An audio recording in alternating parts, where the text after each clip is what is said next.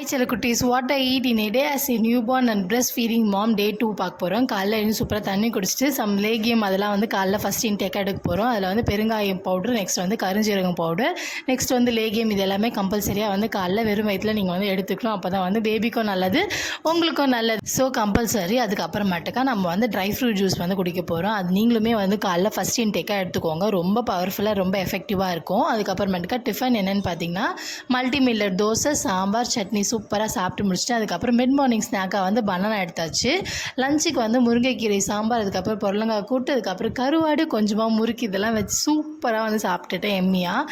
அதுக்கப்புறம் நம்மளோட ப்ரிமோ carrot malt வந்து எடுத்தாச்சு நம்மளோட ஈவினிங் வந்து ட்ரிங்காக. அதுக்கப்புறமேட்டுக்கா நைட்டுக்கு என்ன டின்னர் பார்த்திங்கன்னா எக் தோசை, வடைக்கறி, அதுக்கப்புறம் சட்னி.